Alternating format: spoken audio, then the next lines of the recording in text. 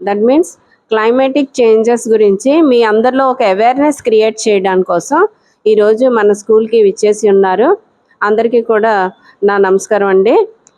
అయితే ఈ శీతోష్ణ స్థితి మార్పులు మీ నుంచే అంటే మీలో నుంచే మార్పు అనేది తీసుకుని రావడం ద్వారా వాతావరణ మార్పులన్నింటినీ కొంతవరకు చేంజ్ చేయగలము.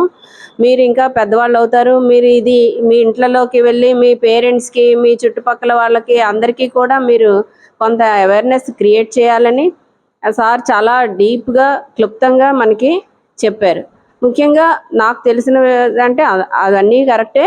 అందులో ముఖ్యంగా ఏంటంటే ఈ శీతోష్ణ స్థితి మార్పులు అనేవి మనం ప్రజెంట్ అభివృద్ధి చెందుతున్న దేశంగా మనం ఈ వేస్టేజ్ని కానీ లేకపోతే అంటే నగరంగా మార్పు చెందుతూ ఉన్న నేపథ్యంలో కొన్ని చెట్లను కొట్టివేయడం కానీ ఈ రకమైనటువంటివి మనమే చేస్తున్నాం.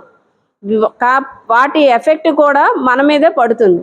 అంటే ఇప్పుడు మనకి కావలసినటువంటి స్వచ్ఛమైన గాలి కానీ మంచి ఇది ఏవి కూడా రావడం లేదు. ఇప్పుడు సీజన్ మారే కొద్దీ మనకి వెంటనే అందరికీ కూడా దగ్గు, జలుబులు, తుమ్ములు ఇవన్నీ వస్తున్నాయి. వైరల్ ఫీవర్స్ అన్నీ వస్తున్నాయి.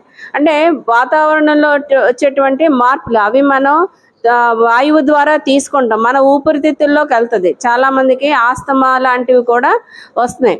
అందువల్ల ఏంటంటే మనం అందరం చేయవలసింది ఏంటంటే మనం అభివృద్ధి చెందుతున్న భాగంలో మనం చేస్తూ చాలా తప్పులు చేస్తున్నాము. వాటికి కాంపన్సేటెడ్గా మనం కూడా ఏంటంటే మొక్కలు నాటడము, మనం ఒక పౌరుడిగా మన బాధ్యతగా చెత్తను ఎక్కడ పడితే అక్కడ వేయకుండా ఉండడము, పబ్లిక్ అంటే ఇండివిజువల్ ట్రాన్స్పోర్ట్ ఒక్కొక్కరు ఒక్కొక్క బళ్ళు వాటిని యూజ్ చేయకుండా మాస్ ట్రాన్స్పోర్ట్ ప్రజా రవాణాని అంటే పెద్ద పెద్ద బస్సులు లాంటివి వాటిని మనం ఎక్కువ మంది ఒకేసారి వెళ్ళడం అనేది చేయడం వల్ల ఏంటంటే వాటి నుంచి వచ్చేటువంటి వాయువుల వల్ల ఈ వాతావరణం అనేది కాలుష్యం కాకుండా ఉంటుంది.